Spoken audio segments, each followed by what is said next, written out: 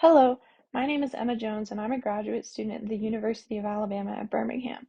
Today I'm going to talk about comparing transcriptional diversity metrics across brain region and biological sex in long-read RNA sequencing data.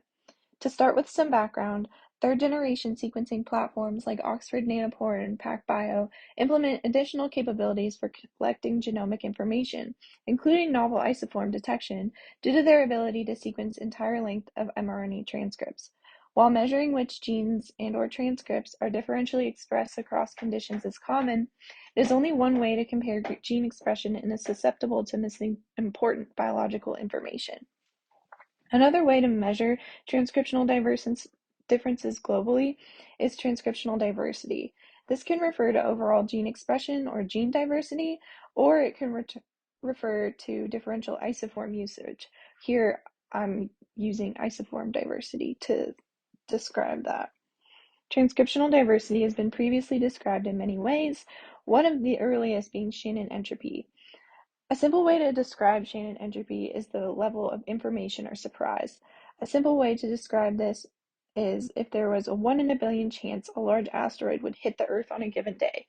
If we learned that the asteroid would hit today, we would be significantly more surprised and gain significantly more information than if we learned that it was not going to hit today.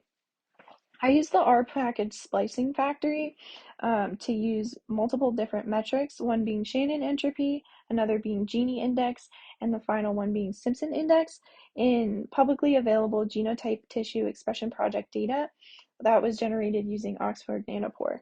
The first step in understanding what these diversity metrics mean is finding the relationship with gene structure.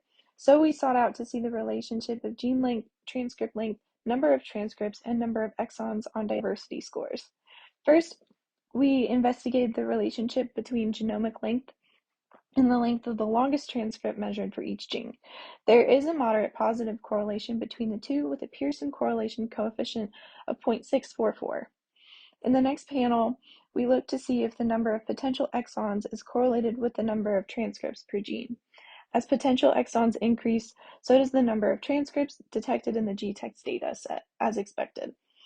Next, we started looking at some of our transcriptional diversity metrics, and here I've decided to show Shannon entropy.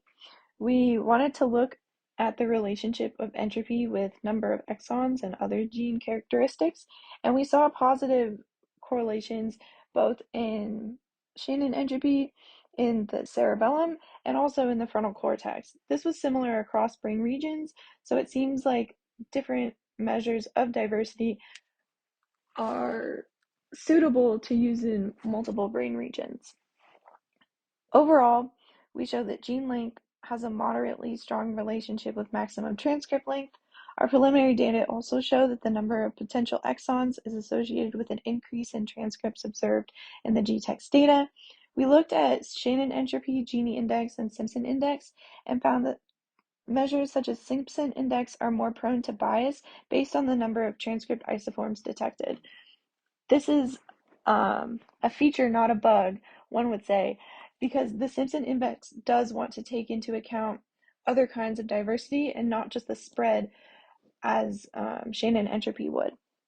When comparing tissues, the most diverse genes in brain tissue compared to other tissues were overwhelmingly brain-specific from functional enrichment analysis using gProfiler 2.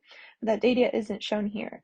Overall, there was no single strong predictor of transcriptional diversity, suggesting that it has its own independent measurement from gene expression that may have biological relevance. Some future directions include comparing diversity scores in different gene sets, such as in sex-biased gene sets and disease-associated gene sets. It is important to note that some of those gene sets are based on gene expression, so looking at diversity might not be speaking apples to apples.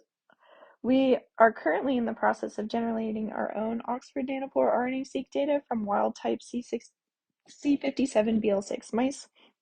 With the data generated, we will be able to make direct comparisons across brain region and biological sex.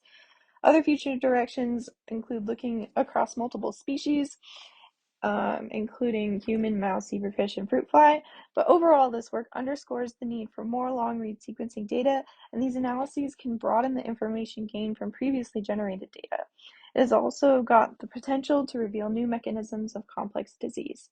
Thank you so much for listening. I hope you come talk to me to my in-person poster presentation, and if not, you can email me at efjones@uab.edu or follow me on Twitter at EmmaJonesNeuro. Thanks. Bye-bye.